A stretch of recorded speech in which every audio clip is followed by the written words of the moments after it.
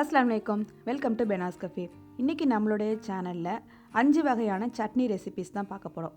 5 நாளைக்கு 5 விதமான சட்னி நம்ம செஞ்சு சாப்பிட்லாம். ஒரே மாதிரி டேஸ்ட்டில் இல்லாமல் வித்தியாசமான டேஸ்ட்டில் இருக்கும். சில சட்னி நம்ம ஸ்டோர் பண்ணியும் வைக்கலாம். ஸோ இதோட ரெசிபிஸ் எல்லாமே நான் ஷேர் பண்ணியிருக்கேன். வாங்க இப்போ வீடியோக்குள்ளே போயிடலாம். ஃபஸ்ட்டு நம்ம செய்ய போகிறது பேசிக்கான தேங்காய் சட்னி தான். தேங்காய் சட்னிக்கு ஃபஸ்ட்டு 1 கப் அளவுக்கு ஃப்ரெஷ்ஷான தேங்காய் துருவி எடுத்து வச்சுருக்கேன், அதை சேர்த்துக்கிறேன். அதுக்கடுத்து 2-3 சின்ன வெங்காயம், அது கூட 2-3 பல் பூண்டு, காரத்துக்கு தகுந்த மாதிரி காஞ்ச மிளகாய். நான் ஒரு 3 காஞ்ச மிளகாய் அளவுக்கு உடச்சிட்டு சேர்த்துக்கிறேன். அது கூட பொட்டுக்கல்லை ரொம்ப கம்மியாக சேர்த்துக்கணும். ஒரு 2 டேபிள் ஸ்பூன் அளவுக்கு போதும். தேங்காயோட டேஸ்ட்டு தான் அதிகமாக தெரியணும். அது கூட உப்பு சேர்த்துட்டு வெதுவெதுப்பான தண்ணி சேர்த்து நல்லா கொஞ்சம் கொரகொரப்பாக, ரொம்ப பேஸ்ட்டாக இல்லாமல் கொஞ்சம் கொரகொரப்பாக அரைச்சி எடுத்துட்டோம்னா தேங்காய் சட்னி சூப்பராக இருக்கும். இதுக்கு லாஸ்ட்டாக தாளிப்பு கொடுத்துடலாம். கடுகு உளுந்த பருப்பு கருவேப்பிலை போட்டு நம்ம தாளித்து வச்சுட்டோன்னா சூப்பராக இருக்கும். இது கெட்டியாக இல்லாமல் கொஞ்சம் தண்ணியாக இருக்க மாதிரி இருந்தால் தான் இந்த சட்னி சூப்பராக இருக்கும். இது ஆப்பம் அப்புறம் சப்பாத்தி கூட சாப்பிட்றதுக்கு சூப்பரான காம்பினேஷனாக இருக்கும். நீங்கள் இட்லி தோசைக்கு சாப்பிட்றத விட ஆப்பத்து கூட வச்சு சாப்பிடுங்க, செம்மையாக இருக்கும். சில பேருக்கு தேங்காய் பால் பிடிக்காது, காரமாக கேட்பாங்க. அந்த மாதிரி கேட்குறவங்களுக்கு இந்த மாதிரி சட்னி சூப்பராக இருக்கும்.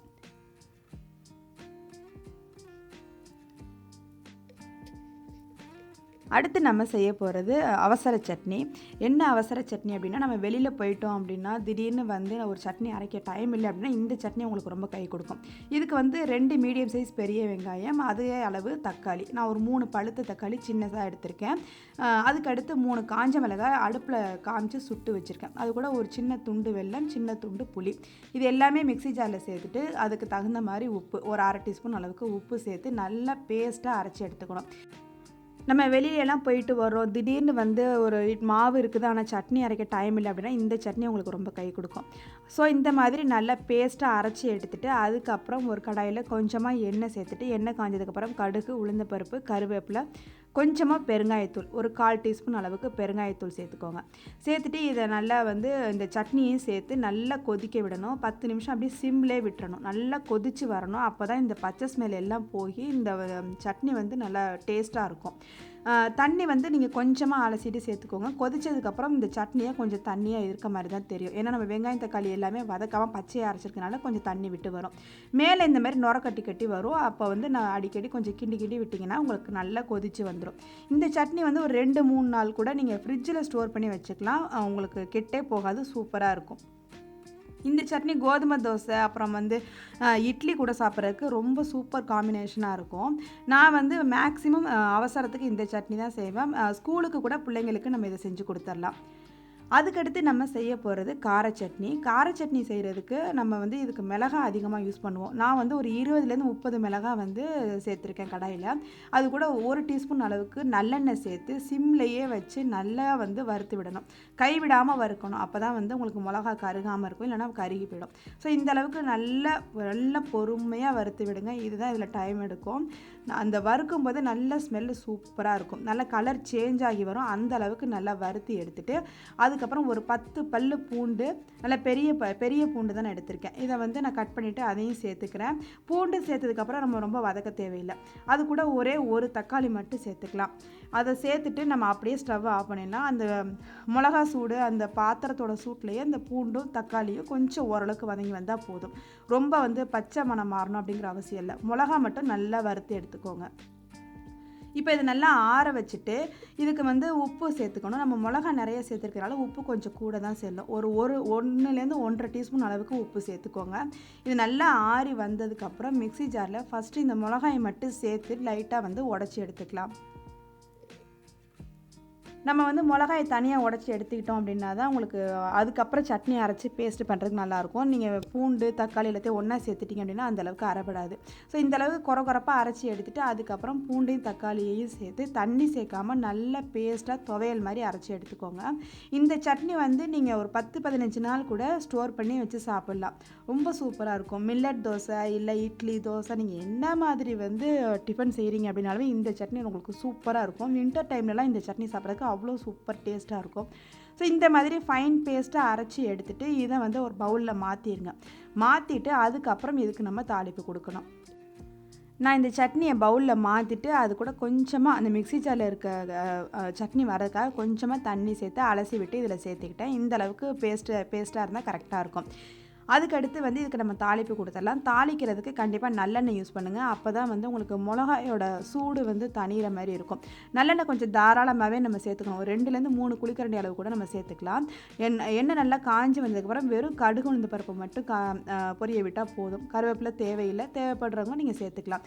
இந்த எண்ணெயை நல்லா சூட்டோடவே இந்த சட்னியில் சேர்த்துருங்க. அப்போ தான் வந்து அந்த மிளகாயோட காரமும் கொஞ்சம் உங்களுக்கு கம்மியாக இருக்க மாதிரி இருக்கும்.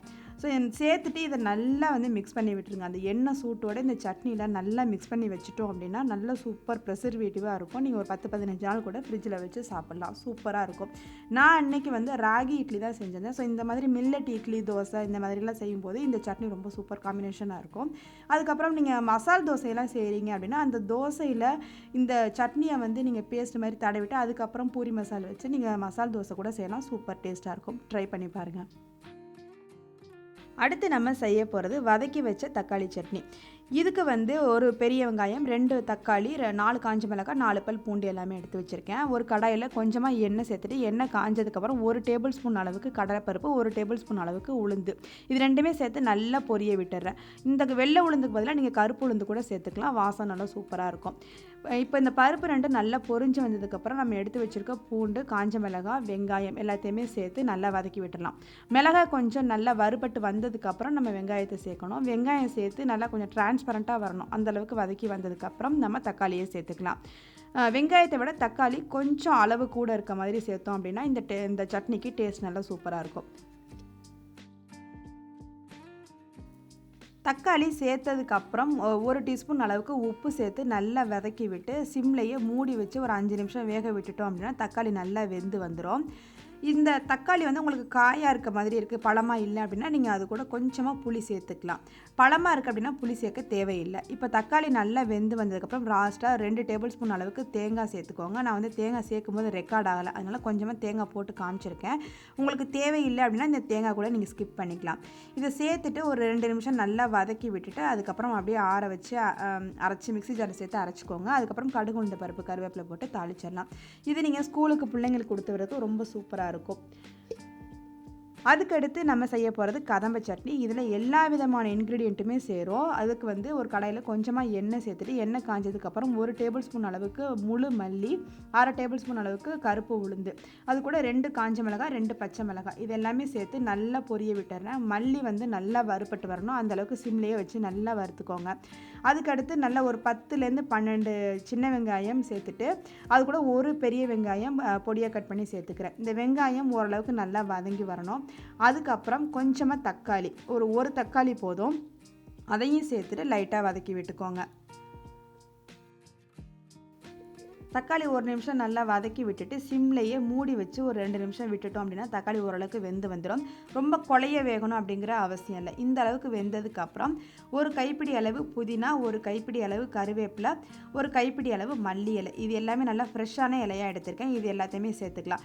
இந்த இலை எல்லாமே நம்ம இஷ்டம் தான், நமக்கு எவ்வளோ வேணுமோ அந்த அளவுக்கு நம்ம சேர்த்துக்கலாம். நல்ல வாசமாக டேஸ்ட்டாக சூப்பராக இருக்கும்.